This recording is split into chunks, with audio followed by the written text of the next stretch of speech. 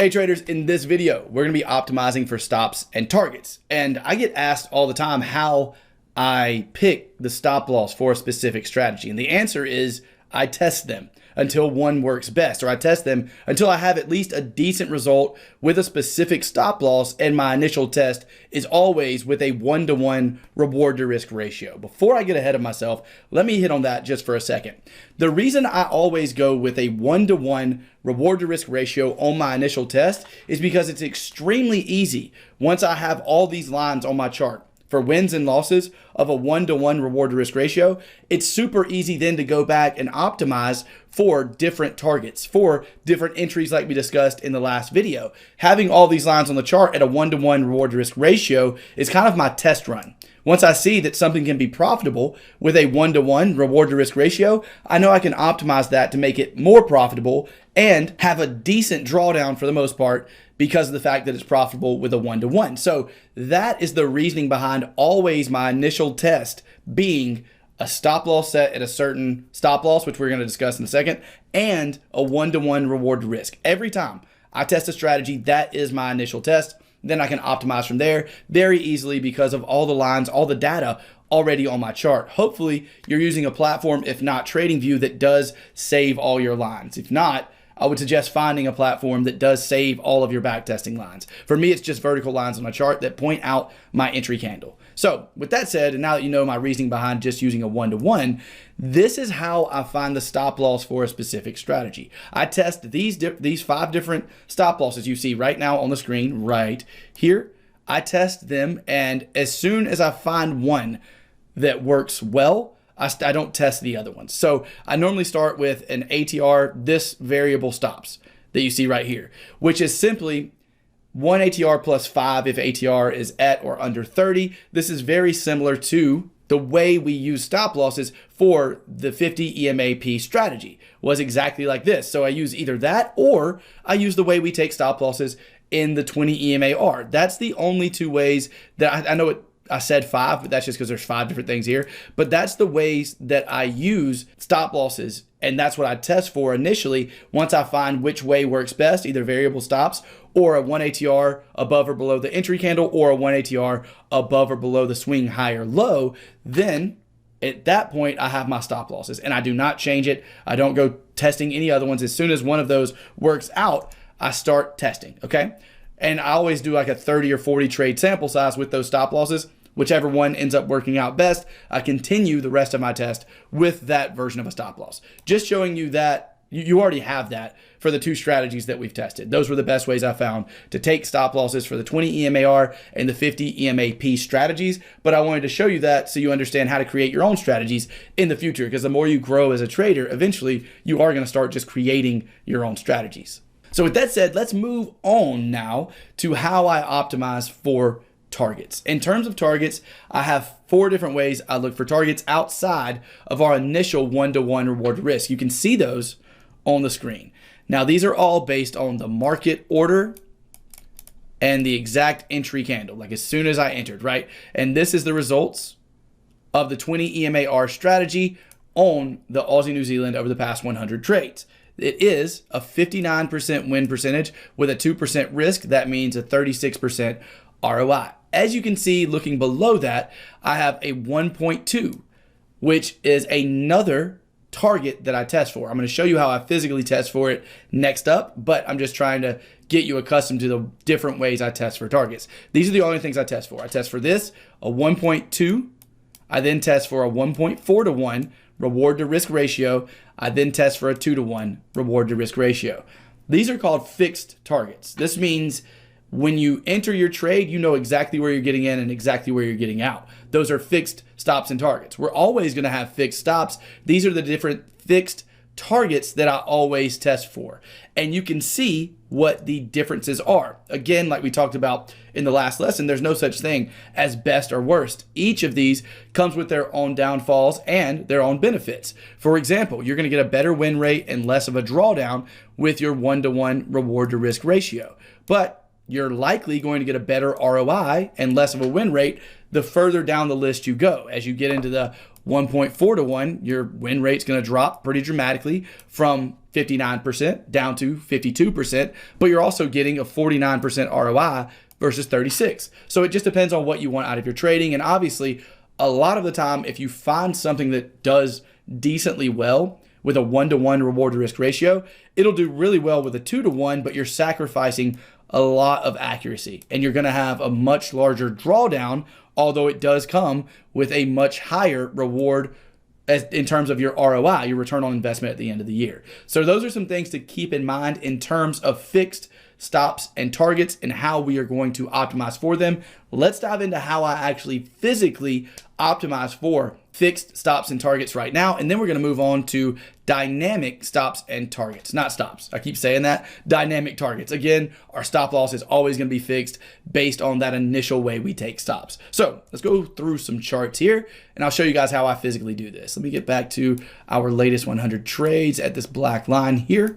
And this is how I do it. I changed the colors of the vertical lines just to give you a really brief example of this. So all my vertical lines are green initially. Whenever I have a 1-to-1 reward to risk after my initial test, I do green lines for my wins, red lines for my losses, right? Hopefully you can remember that from the rest of this back testing section. But whenever I'm going through and optimizing, I am essentially using green lines for my 2-to-1 reward to risk ratio. So every trade that I have that would have hit a 2-to-1 reward to risk ratio, I keep as green lines, okay? Now that you know that, what I do essentially is I just change the colors of the lines depending on the reward to risk ratio. It does not matter what colors you choose. I'll write out my colors as I just said. For a 2-to-1, I keep them green. That's not how you spell green. And that's also not 2-to-1, geez. All right, 2-to-1, let's try this again. I keep the lines green. For a 1.4-to-1, I normally do either blue or purple. I think in this case, I did purple. For a 1.2, I also usually do blue or purple. Again, the colors don't matter. You can use this if you'd like to, though. Probably blue in this case. We'll check it to make sure. And for a 1-to-1, I always do orange. So this is the way I separate, and this is how easy it is to actually optimize for the targets once you have all your wins and losses pointed out at a 1-to-1 reward to risk ratio. But just remember, this is how we're doing it. We're literally just changing the colors of the vertical lines depending on what type of target it would hit. So every green line you see would have easily been a 2-to-1 reward to risk ratio. And what we're seeing so far is all 2-to-1s. Our losses are all going to stay the same. So we have 2-to-1s, 2-to-1s, 2-to-1s, all 2-to-1s that would have hit easily purple. Okay, so let's see if purple is a 1.2 or a 1.4-to-1. We're zooming in here. I'm going to grab our position tool. I do all of this with a ruler. So every time I see an entry, right, I'll just go to my entry candle and whatever the stop loss would be, at this point, 35. So I know 35 minus 22 is going to be somewhere around 57. So what I look for is as long as my stop loss of 57 pips would not have been hit and I would have hit around 114 pips as a target, then I know I have a 2-to-1 reward to risk ratio. This hits around 114 up here at this high. So I know that that was a 2-to-1, therefore I have a green candle. This is one of the reasons though, that during the back test of the 20 EMAR, if you're a beginner, I highly doubt you're just going to be able to quickly and easily do it with a ruler. Not that anything's wrong with you. I've just, again, been doing this for a decade. I've tested probably 100,000 trades, guys. So I can go through this really quickly with a ruler. If you go ahead and back test with your position tool, it's going to be super easy for you to put your stop, 57 pips, and just have your target initially on your initial test set at a 1-to-1, move that target up until you get a 2-to-1. At that point, you know this was a 2-to-1 reward to risk. Let's move on now. Here we are to our next trade. Here we have 18 pips from 9 pip up to the wick. So that means we have a 27 pip stop loss, which did not get hit. Let's see if this is a 1.2 or 1.4. So this purple line, in this case, on this chart, the purple line is 1.4-to-1 reward to risk ratios. The blue lines are going to be my 1.2-to-1 reward to risk ratios. And what you have to do during this process, once you've finished doing that, that's physically how I do it. I just change the colors of the vertical lines depending on if a specific trade hit a 1-to-1 only, which is orange lines, hit a 1.2 to 1, which is blue lines, or hit a 1.4 to 1, which is purple lines. For 2 to 1 reward to risk trades, I keep the lines green. So that's what you're seeing on the chart. That's physically how I do it. Now, in terms of the math behind it, what you have to do once you've gotten all of this completed is you have to actually go back and count the losing trades you would have had with a 2 to 1. So, or actually, let's start with a 1.2.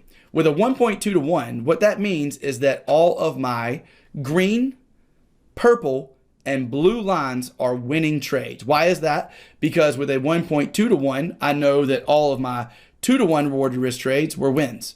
All my 1.4 to 1 were wins. All my 1.2s were wins. So at a 1.2 to 1 reward to risk, all you have to do is go through and add up your orange lines. So we have 1 orange, 2, 3. And again, guys, I'm just looking for orange vertical lines. Pretty simple, hopefully. So I only had 3 losses. That means that out of my total for the losses, which was 59, all I have to do is take away 3 wins and add it to the losses column. Because if I was using a 1.2 to 1 reward to risk ratio, the orange lines are trades that only would have won at a 1 to 1 reward to risk ratio. So therefore, they would have lost at a 1.2 to 1. So I take away the wins that I would have had at a 1 to 1. I add those to the loss column, and that gives me a 56% win rate here on a 1.2 to 1 reward to risk ratio. Hopefully that was slow enough for you to catch it and comprehend everything. If not, just go back and rewatch that part. If you watch it twice, I promise it will click immediately. I've noticed that with myself. As long as I watch something more than one time, it normally clicks really easily. But the same thing applies for every other fixed target test. So in terms of a 1.4 to 1 reward to risk ratio, what would we do? We would just add up all the blue lines. And I'm not going to actually do it because this is pretty self-explanatory. Add up all the blue lines, then subtract them from the wins and add them to the losses, excuse me. So you would subtract the wins and add the losses. Obviously, we ended up with 4 trades that could win at a 1.2 but could not win at a 1.4. Therefore, we subtract 4 wins, giving us a 52% win rate. We add 4 losses, which is 48 losses. Again, that 52% accuracy, but we add a little bit on our ROI. So all of these things are still true when it comes to a 2 to 1 test. In this case, we add up all of our pink or purple lines, we add them to the loss column, and we take them away from the win column, meaning that our 2 to 1 accuracy was 41%. In terms of adding up the ROI, it's super simple. I do it on a calculator. Let me clear this out. Once I have my win rate, this should be obvious, but all I have to do is go 44 wins times 2 is 88 minus our 56 losses equals 32. If I'm going to be trading with a 2% risk per position, I do that times 2. And that gives me my ROI of 64%. You would do that with all these. With a 1.2, you would take 56, your wins, multiply that by your reward to risk ratio, which is 1.2, and then you would subtract your losses. This is what's called 23.2R, meaning whatever you risk, it's your risk times this is what you made. So if you decide to risk 1%, you would have made 23.2. Decide to risk 2%, you would have made 46% ROI roughly.